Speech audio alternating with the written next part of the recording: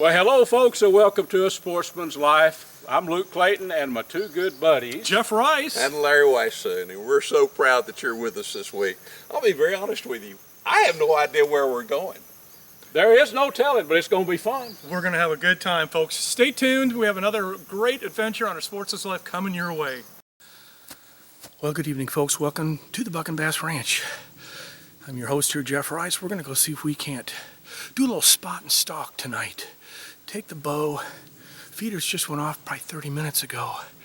Got probably, I don't know, maybe 45 minutes of daylight left, so this is usually when they start moving. So I'm going to just sneak in and perhaps walk up on some. If I can, I'll get the video going. Hopefully we'll get some video here. So stick with me here at the Buck and Bass Ranch. Hogs via stalk.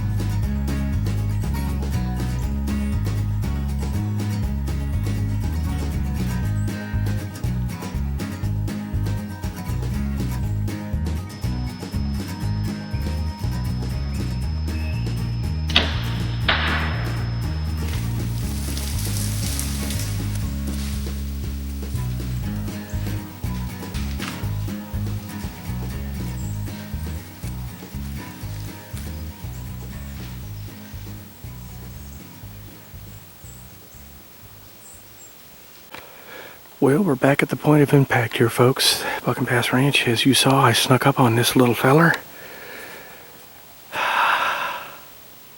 Do not see my arrow. Oh, I do see my arrow, folks. Take a look, and there's blood on it for sure. So right there it is. All right, let's take a walk over that way. Let's see what we can find. Okay, got the arrow out. Luminac has broke off. Blood. And I see footprints and I see more blood. So he went right on through there. So let's go see what we can find, folks. I'm pretty darn sure I got a good shot on him. My guess is he wouldn't go far.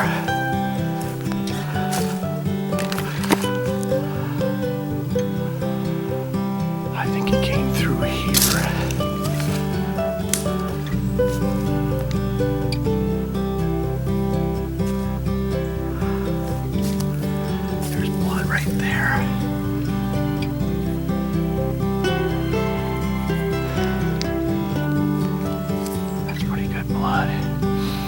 Got pretty good blood. He went this way.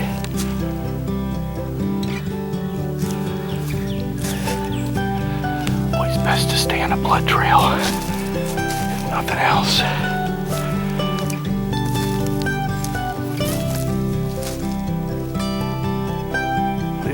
next sign of blood there, so we found some more. He's hit hard.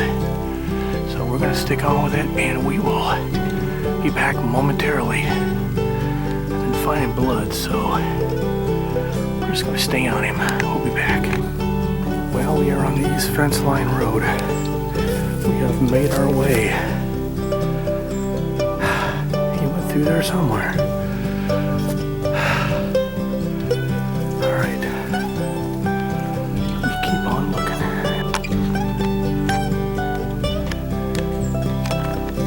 Look at that. We got a lot of blood here. Okay, right there. Oh my gosh. Look, there he is, right there. Look at that, we got us a boar. Road is right there. Perfect eater size too, my goodness. How about that, folks? All right, we'll be back momentarily. Try to get him out of here while we got some daylight. Whew, awesome. Well, folks, welcome back to the Buck and Bass Ranch. A successful night here. That's what it's all about. Just sometimes, you know, don't need to sit in the blind. You know, grab your bow, grab your camera, which I had here, and head out in the woods. See if you can spot and stalk one. This one, obviously I came into a feeder there 30 minutes or so after that feeder went off. I walked in, they weren't there, but I could hear them coming. It was like perfect timing. So as you see on the video here, I think I picked out a perfect one, a young boar. He was like the last one to roll in, but anyway, we made it happen here tonight at the Buck and Bass Ranch. One porker for the smoker, and I'll call him bratwurst or something, sausage. He's going on the grill for sure. So, well, for another exciting boar hunt here at the Buck and Bass Ranch, we're going to say so long, and we will see you next time for more wild boar hunting action. Folks, as an old outdoors writer, I have used lots of products. Smoking Tex electric smokers. The best smokers that you can find. This is Diz and this is Scott, my buddies. Diz, tell them how they can learn more about Smoking Tex. Yeah, obviously the number one source of information is going to be our website. It's got hundreds of recipes, it's got helpful guides, it's got all of our models and our accessories listed there. Of course, we have a phone number, 888-922-1511, and we'll actually answer our own phones. That's true. And Diz, the main thing, the easy way, smokingtex.com. You can learn all about it. Correct. And of course, we're on all the social media, Instagram, Facebook, etc. So take a look at us whenever you can, and whatever social media you'd like, and we look forward to working with you. Well, folks, it's Luke Clayton and my youngest son, Drew. Drew, you ready to hunt, buddy? Yes, sir. Well, what we're going to do, we're down here by ourselves at the Buck and Bass Ranch, folks. Jeff and his wife were here a few days ago. The bucks are going wild. We're out in the peak of the rut. But you've got to have some camp food. So Drew and I have got some of our B&B charcoal, which I'm going to tell you is the best charcoal. Drew, this stuff burns for an hour or longer. It'll keep our Dutch kettle going. Our goal is to take the old Texan here in .45 caliber, and if we're lucky, Drew, there's one buck it's actually about a 13-inch spike on one side and either 2 or 3 points on the other. That's the one we're looking for. Jeff and I and Larry have a hunt coming up here, actually next week out in West Texas with our friend Kenneth Talent. So I want to save a tag, but if that's an old buck and he makes some good venison, if we can be lucky enough, I bet we get some good deer on film for sure, Drew. Absolutely. Yeah, and if we're lucky, we can get this deer down. If not, we're gonna have a great time. We've got a wild pork backstrap here cooking. We just put it on. We got our charcoal underneath it. I'm gonna show you a close-up here in a minute. But we got carrots, potatoes, a little jalapeno, onion in there. That's all you need? That's all we need, don't you think? I think so. So the whole deal is, on this camp cooking, folks, is we're going to be going out hunting here in about another 45 minutes. Put the lid on this, we're going to put some charcoal on top of this Dutch kettle here, and we're going to let it cook while we're gone. Now, here's the key, and I like to pass this information along. This B&B charcoal is going to be burning for a solid hour. And then it's going to die down, of course. It's going to burn out. That roast will be perfect when we get back, Drew. So, I don't know. I'm already waiting for dinner, you know? I'm a little bit hungry. Well, it's going to take about an hour, and maybe we'll get a deer down. But let's put the lid on this, put some charcoal on top, and then you and I are going to go hunting. Let you keep your seat and hold that for me right there, buddy. I'm going to get the camera, folks, and let you see what we're cooking here. I wish we had smell-o-vision. We don't. So let me show this to you. That is some good pork right there. Carrots, potatoes, and onions, those little potatoes. We're going to put the lid on this. We got some charcoal right here, some B&B charcoal heated up and ready. So we'll put the old cast iron lid on this and put the charcoal on top. And Drew and I are going to go hunting, so we'll see you out in the hunting blind.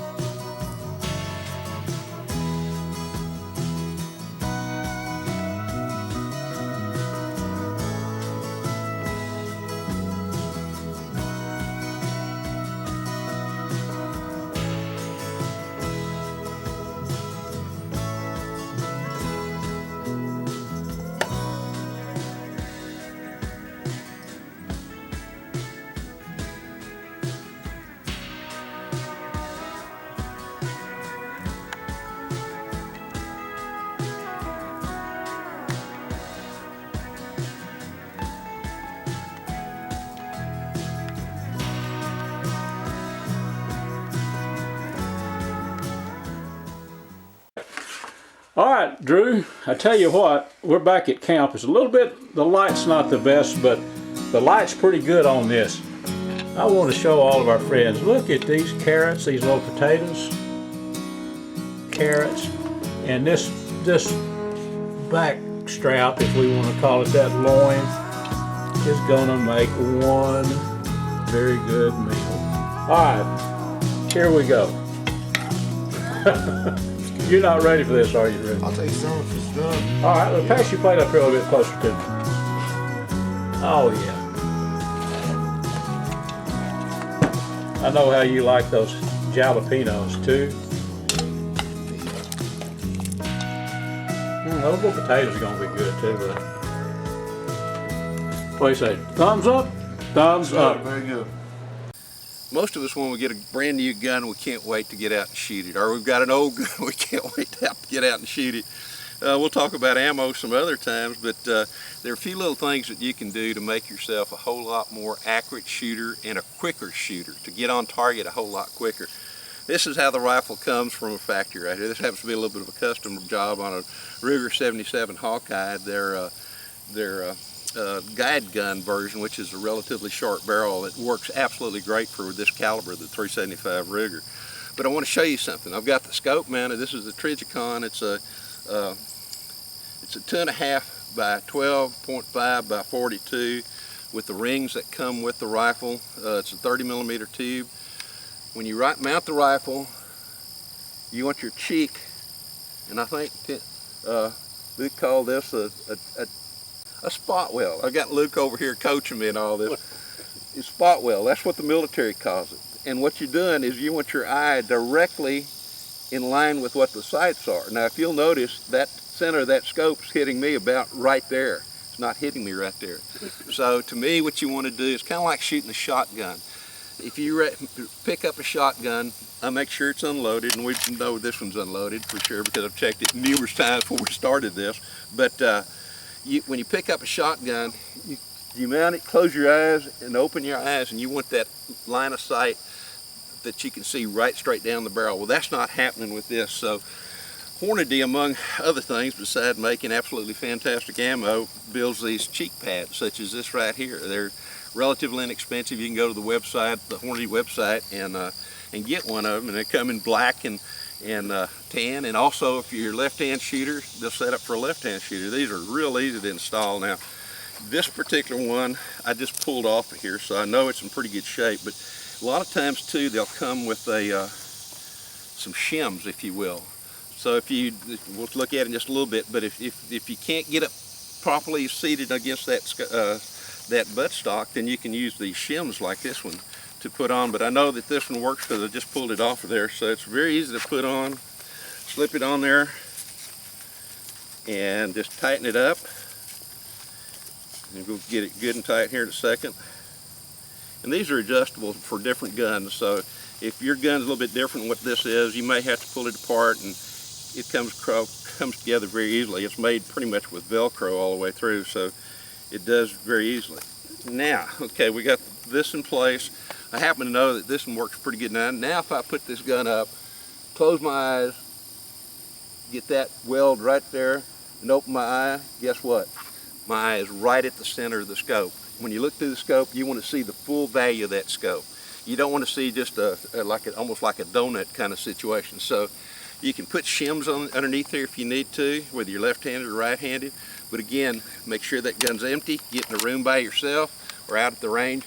Close your eyes, put it to the shoulder with a good spot right there solidly against your shoulder. Close your eyes, press down with your cheek, open your eye, and if that eye is lined up perfectly with that scope, you're going to be able to get on target a whole lot quicker than you could if you're having to look, trying to find where that sweet spot of that scope is. So little tips like that, again, from Hornady. They're available elsewhere.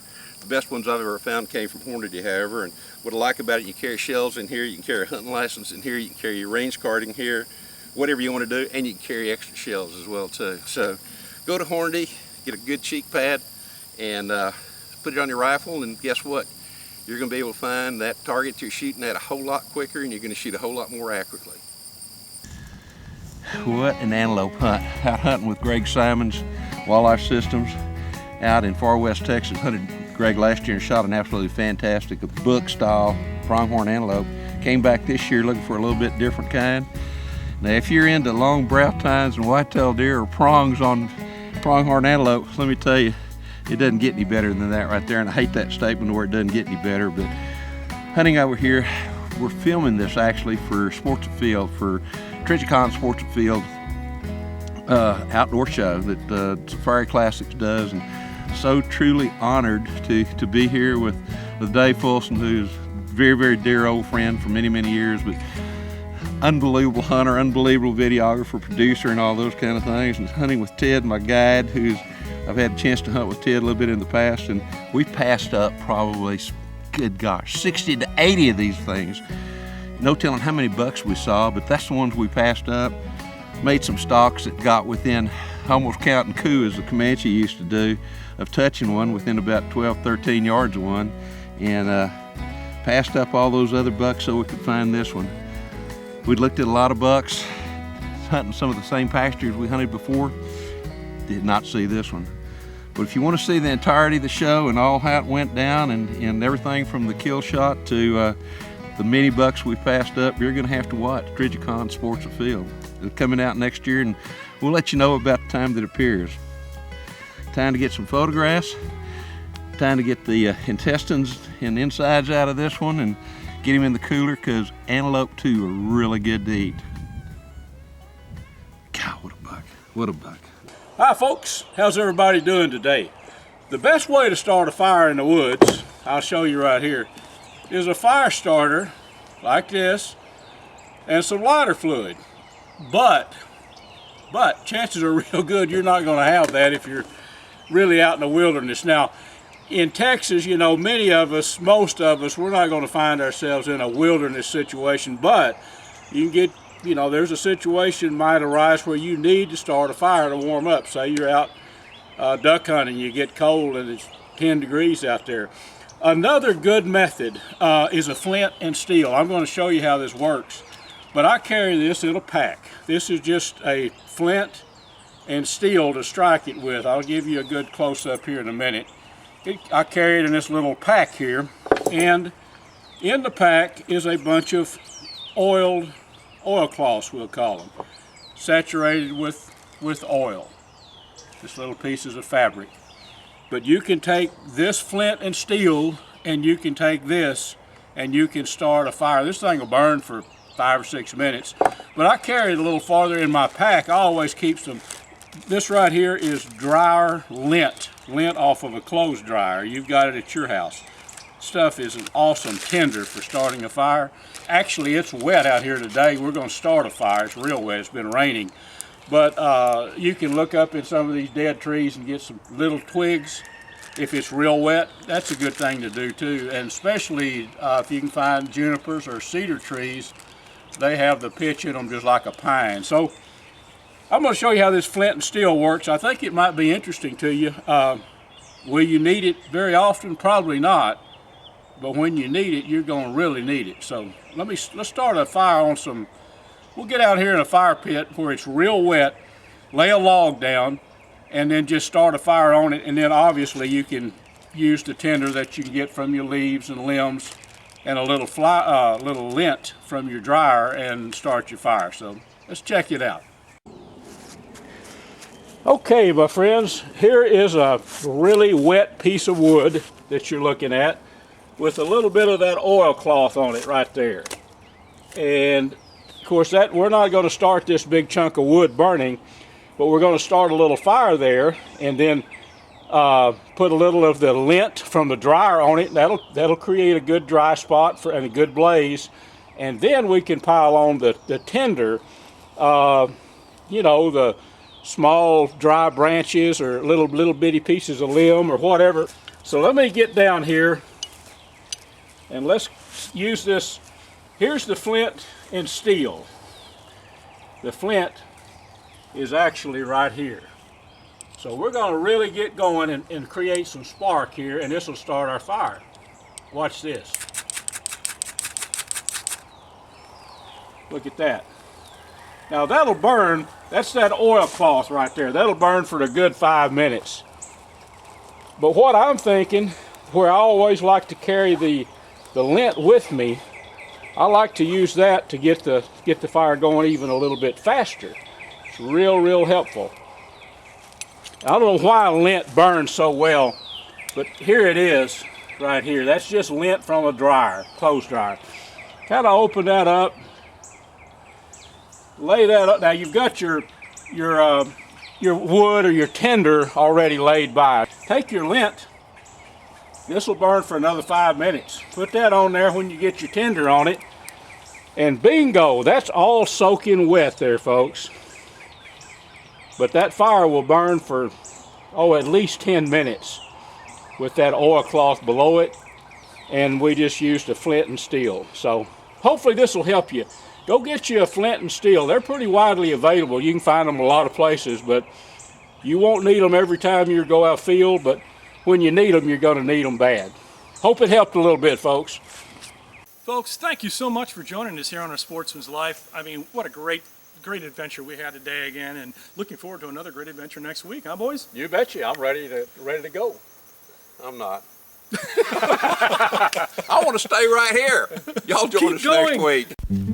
And a special thanks to these fine sponsors: Air Force Air Guns, B&B Charcoal, Dallas Safari Club, Hornady, Pyramid Air, Nielsen Specialty Ammo, Sightmark, Smokin' Tex, Snap Block Hunting Blinds, Texas Raised Hunting Products, and Striper Express.